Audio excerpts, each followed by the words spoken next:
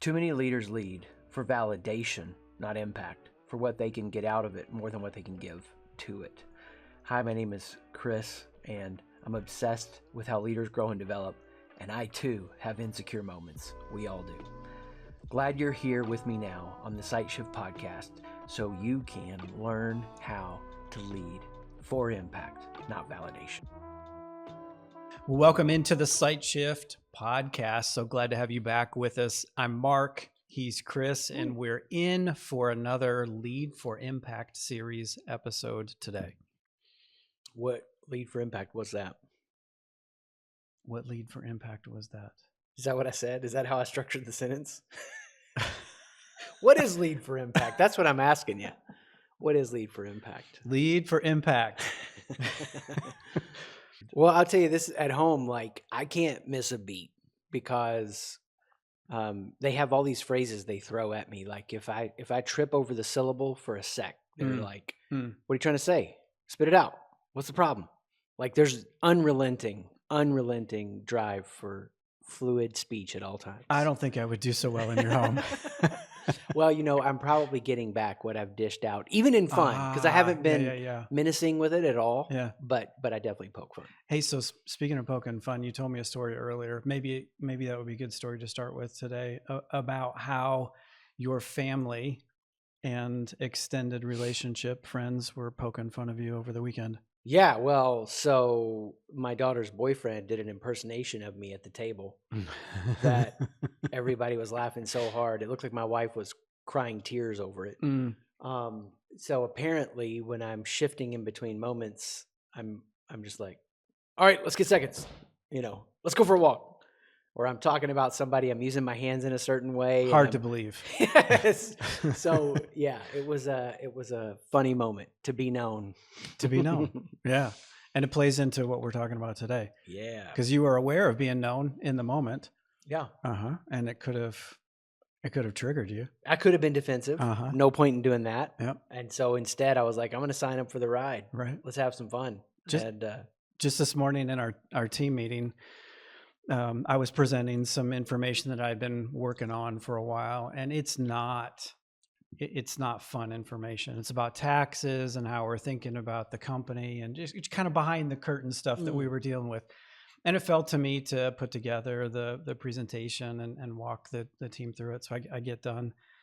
And I felt pretty good about being able to communicate what I wanted to communicate. Nobody had fallen asleep. So that was a win too.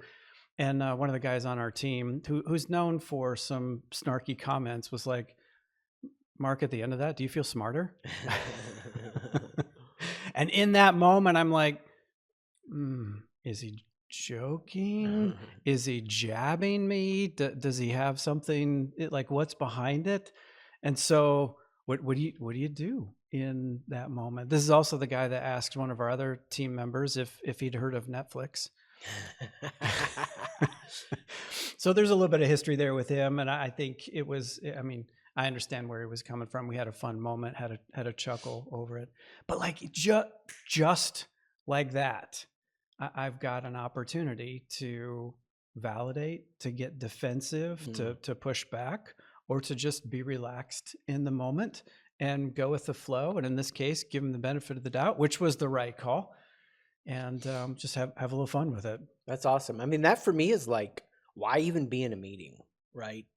And there is this reality to, if you're going to move something forward, and I know we'll go deeper in this in the session today, but if you're going to move something forward, you need to have these really awesome meetings where there's a robust expression and smart people are there, and wow, like what a fun pursuit of mission.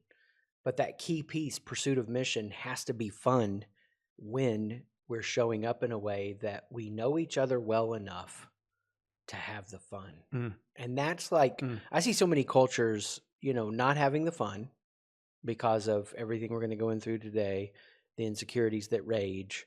There's more misunderstandings because of the meeting than depth of understanding. There's more sideways energy. There's more politics. And what a sad reality, you know? And it doesn't have to be that way. It can be, and that's the goal, something that's the extension of, hey, what was the best part of your day? We had our weekly team meeting. It's so fun. We advance and we laugh. And we don't have to pressure the moment, and nobody has to fulfill the role of joker or entertainer in an artificial way, because that happens. Because Mm-hmm. see, that's the thing. Some people listen Mm-hmm. to this are like they're playing into family dynamics in an interpersonal way. None of that. None of that. Everybody's showing up. They don't have to be a certain way so that the team can be whole. But there's a better way. I think we said this in an earlier episode, but we eat our own steak. Yeah. We are working this out as a team, even as we are expressing it, teaching, guiding through it here in the podcast. Yeah, exactly. I mean, if we're open to it, this group of people is going to help us see things that we would not see on our own. Mm. And so I feel like for me, I'm never done growing. There's always room for growth. And so the next arena or stage I'm growing into, oftentimes it's a comment from you, Brett, or Mark, or somebody on the team that helps me, you Brett or Jimmy, helps me see something that I was starting to see a little bit, or was a blind spot. Mm. Could be either. Yeah. Could be either. Yeah. Well, let's transition more specifically into the content. So we're in episode 6 today, a series of walking through Lead for Impact. If you don't have your copy, go to Amazon, go to our website, get yourself a copy and work through this book, even as we're going through the episodes together. Episode 6, shifting into part 2. In part 1, we teased out 3 big ideas. And it's this. The big question to wrestle with is, are you leading for impact or validation?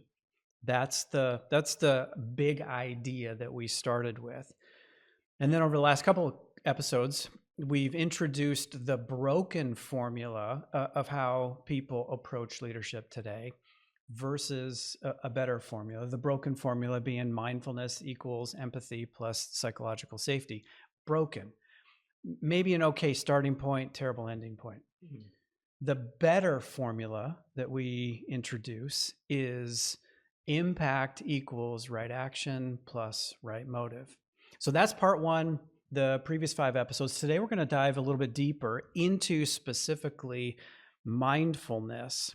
And I wanted to start with this, because the way that you tee it up in the chapter kind of progresses through mindlessness to mindfulness to then ultimately mindset upgrade. So let's start with mindlessness and what you think, how you think about mindlessness, and then we'll build from there. Yeah, I mean, mindlessness is just this idea that my emotions, I'm not feeling them and aware of them. I'm dominated by them in a way that they're continually driving my actions without awareness. Why did you do that? I don't know. And so at the beginner level, most people are mindlessly driven.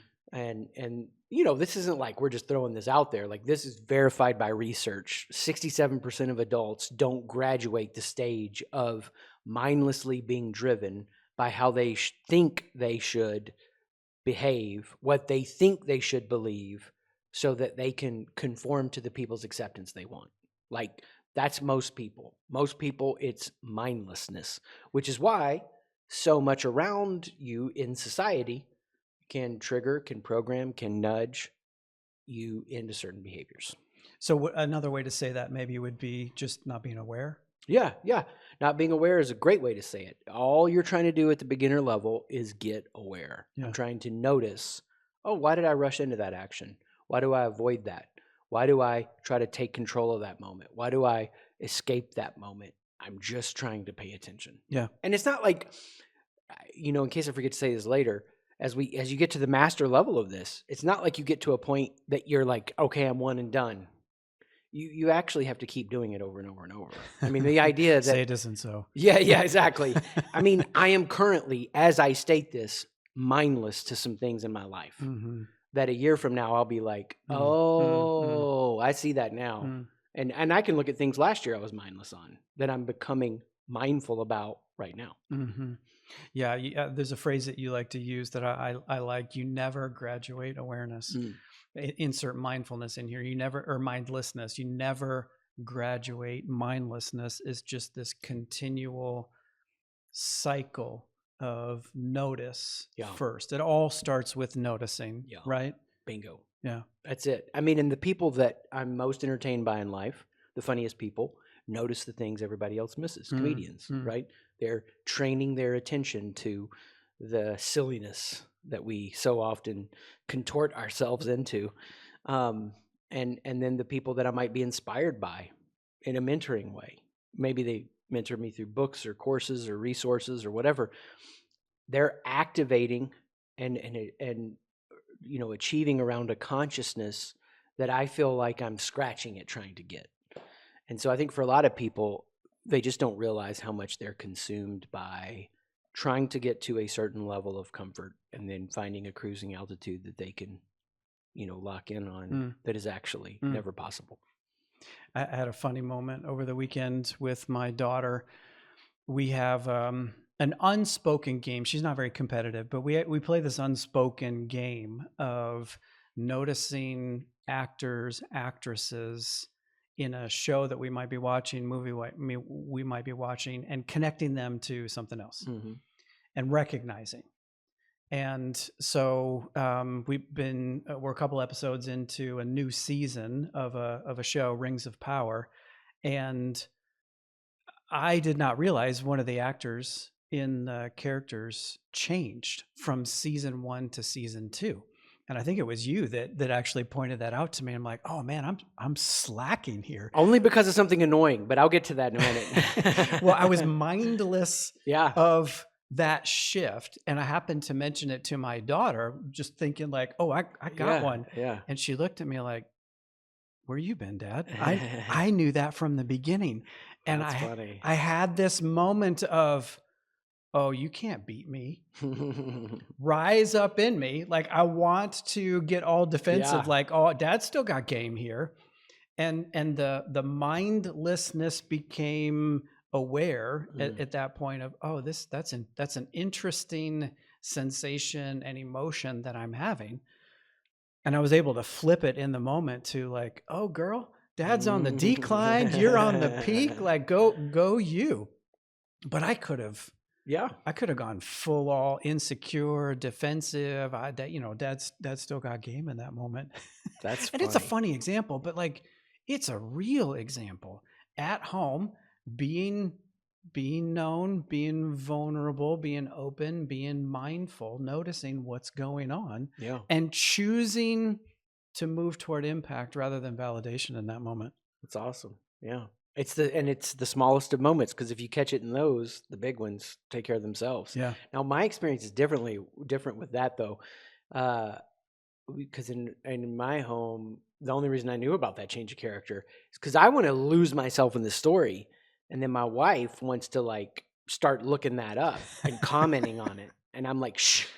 I want to zone in. Yeah. Shh. I'm like your wife in that moment. I don't want to get annoyed. I'm like, I don't want to be annoyed. Don't distract me. Yeah. So I don't want to be mindful. Yeah. I want to be mindless. Exactly. I want to be mindlessly engaged in this story. Yeah. And that's a great way to phrase it. Yeah. So everybody's experience is different. Right. So I would imagine most people are tracking with us at this point, right? Like you turn your unaware to aware, you're mindless to notice. But maybe this is where we get to be a little controversial. And in the book, for those that have read it or those that will read it, you'll recognize that we shift to mindfulness, which is a great starting point. But man, you come down hard on monks. Yeah. And like everybody, like it's hard to come down hard on monks. They're so revered. They're so celebrated for their sacrifice and their commitment and their Spartan life. But you come down pretty hard on them. Yeah. I mean, for me, William B. Yeats, the poet, I think it was him that said it's easier for a soldier to go to the battlefield than somebody to go to the dark corners of their soul. Some paraphrase like that. So, I know men who have gone into battle as troops. Let's just defend people that want us to say something certain about troops and monks.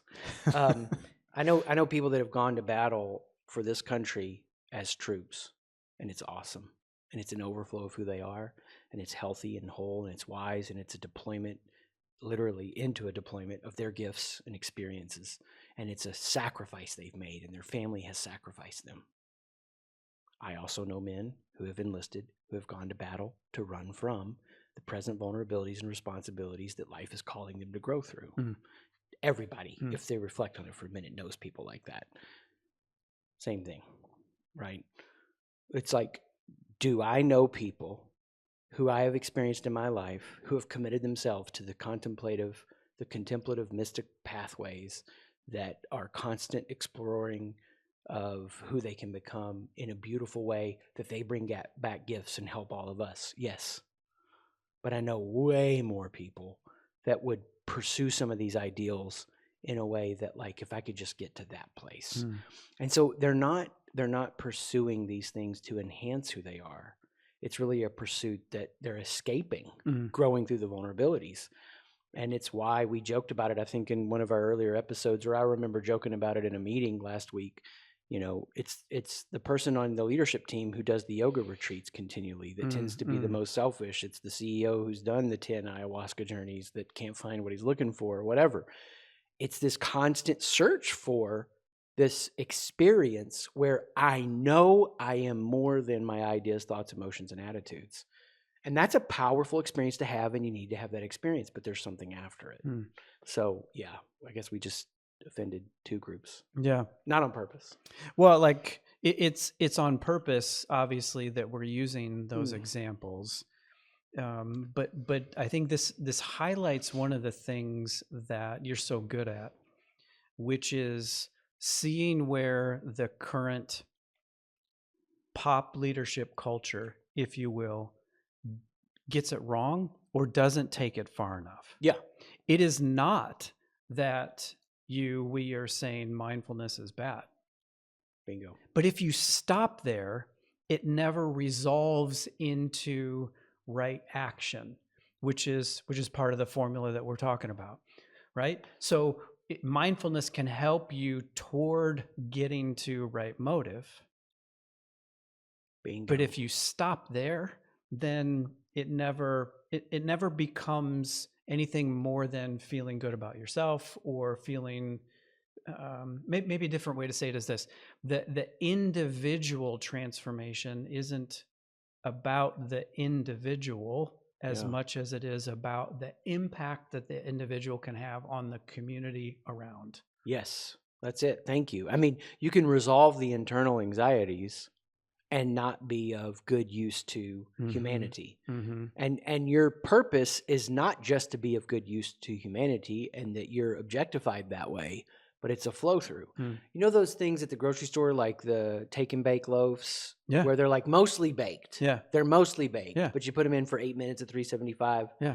And even though Mark's like a sourdough bread master, so I know it's sad to imagine buying bread at the store, but the whole point of that is mindfulness is half baked. It's half baked.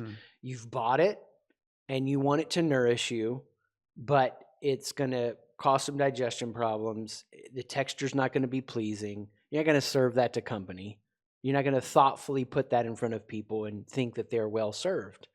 It's not baked out. And so if you can just hold that like in your head, like I've removed myself from the experience, I'm mindful about it. Now, if I brought the best mindset upgrade to it, how does this turn into something that's fully baked out? We didn't plan that example, but I literally was at the store a couple weeks ago at a local Italian market, and we're looking for some bread. And I knew what I wanted. Yeah. And I'm picking up this loaf, and I'm like, but it just does not feel like I want. Yeah. And I was vacillating, do I, don't I? And then I read the instructions, take home, bake for 8 minutes. And I'm like, oh, that's going to get me what I want. Yeah. It was phenomenal. Yeah. Had I just ripped open the package and eaten it, it just would, Yeah. it would not have been a good ending point. Yeah. So the CEO or the executive team, that's where we know we can affect a lot of transformation, gets up and goes, you know what? Fourth quarter's numbers weren't what I thought they would be. And I did a coaching session and got some mindfulness, and I feel better about it. Well, so freaking what? And? Yeah. What are we going to do about it? Like, and it's not like we've got to go back to mindlessness where this leader is being driven by insecurity and saying, let me prove to you and convince you I've got a plan. Let me hide from it and just hype you past this painful moment into some chasing of a future fantasy that's out there that we're going to try to get to. You want a leader who stares it in the face and acknowledges it, right? But doesn't wrap up who they are in it. And so the monk says, I've withdrawn and I'm enlightened and I feel peace about the experience and I'm not feeling anxious now. But what are you going to do about it? Yeah. Can we tear down coaching for a minute? Please. So this is why for me, coaching is so broken, because it creates a false endpoint. Like we've got to help get you mindful. And then oftentimes we've said in coaching, if we bring an imagination of who that person can become, we've done harm to them. And what I'm saying to you is I would never want to be coached by someone who can't see something beyond what I see for myself. Why would I want that? Right? And so, for me, as I see a lot of coaching occur in this mindfulness space, I see CEOs and executive teams that feel enlightened about crappy results. I see individual leaders think that they have a great coaching experience because they become more productive, when in reality, they just work harder, more hours, or just with a little bit more intensity, try to delegate some things, but they're not really building leaders because they may be getting mindful, but they're not getting the mindset upgrade. And it's like a chewy bread in the middle. I mean, if somebody's leadership is nourishing and satisfying or not. Yeah, it's like a magnet that draws you in. Yeah, exactly. Yeah. So we've talked about, kind of hinted at what's next. So paint the picture now, not of the monk who's feeling that sense of mindfulness, but the impact leader who has moved toward the right action. I mean, the way that you can notice the shift within yourself is there's a clarity of this action to take that I'm not wrapping up me getting comfort from it. So it's like, I'm going to take this action regardless of the feeling I get from it. And I feel this feeling and I need to take my wife out on an extra date. I need to just have some uninterrupted, unscheduled time with my kids. I need to stop by that person's office. I need to reach out to them and see how they're doing. I need to make a visit to them, whatever. Like when you are mindful, you step back from your consciousness being pinged around your insecurities. Do they like me? Am I doing a good job? I need to reach out to the team. I need to make sure they still like me. And then you get the mindset upgrade and there's a purity of thought and mind where you're like, this is the action that I want to take because this is what I'm sensing needs to be done.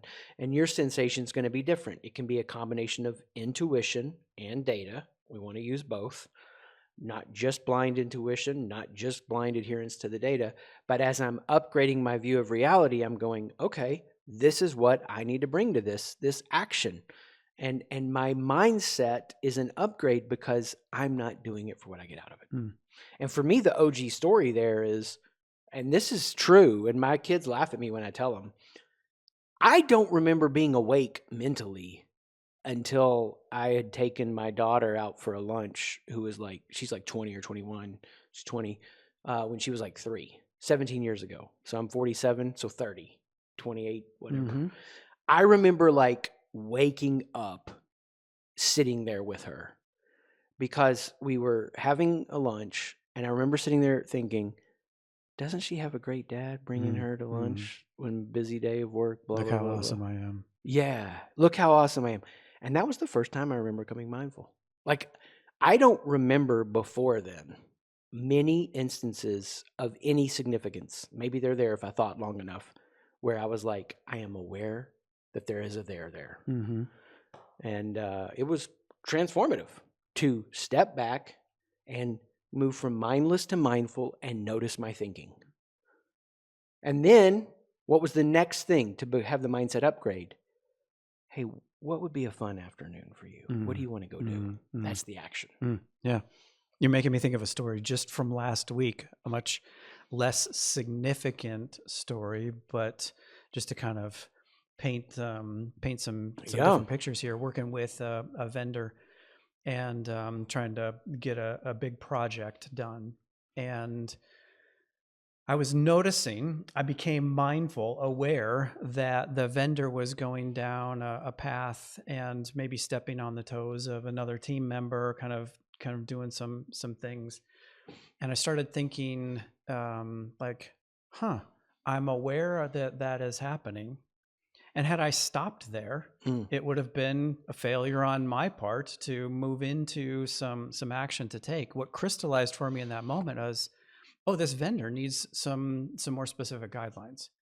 She's drifting into space because she's trying to figure out what it is that I want and where she can be most effective, because I wasn't clear enough. So the next conversation we had, I'm like, okay, here's your guardrails. If you focus on this, you can be at your best and you can contribute maximum impact to this project. She's like, oh, that's great. That's what I was looking for. And so now we're off and running or continuing on with the project. Small thing, but for her in that moment, it was pretty significant. For me, it's recognizing what action I need to take as a result of being mindful, aware of what was going on. And the project is going to be way better off for it, just because now I can really leverage her strengths and give her what she was needing from me as I was guiding the project. Dude, that's awesome. Tell my daughter if she does that again, she's fired. No, I'm kidding. She doesn't work for SightShift. I didn't want to mention her name. However, yeah, none of my kids work for SightShift. The reason I love that story so much is because think about like this, like take that story and put it in an organization of 500 people or 5,000 people, like 50x, 5,000x. The misalignment of resources. Like this isn't stuff that we're talking about that is just something we're nerding out on, although we are doing that. It is that. It is the direct relevance to how much freaking wasted resources and life occurs. You know, we just, I think at some level have made peace with the fact that we can live in this place, that we have these mind-numbing routines that we go through. And routines are helpful, and I have plenty of them in my life, but the routines aren't delivering something of deeper vision that we're living out, powerful change, deepening connection. You know, we don't see those happening in 30, 60, 100-fold ways. And if you're seeing less than that, it's because all this is at work, rotting away from the effectiveness of the organization. So mindlessness can become mindfulness, which then, for the impact leader, leads to mindset upgrade, where you intuit, receive, able to see the best action to take, and you step in and take that action. Any last thoughts before we put a bow on this episode? Something that hasn't been said that needs to be said, something that we'll just put a fine point on it. Stop serving the people you lead half-baked bread. It's not nourishing. All right, there you go. Well, for those of you who want more, there's always more at our website, SightShift, SIGHT, SightShift.com. And Lead for Impact is the book that we're working through. If you're just joining us, this is episode 6 in this series. Go back and catch episodes 1 to 5, and that will get you up to speed. And we will be back real soon with episode 7, going into empathy, I believe, is what we've got clued up next. A great starting point, a terrible ending point. He's Chris. I'm Mark. This is the SightShift Podcast. Thanks for joining us. We'll be back again next time. Thanks for joining me on this episode. There's always more for you at SightShift, SIGHT, shift.com, to be the leader you were meant to be.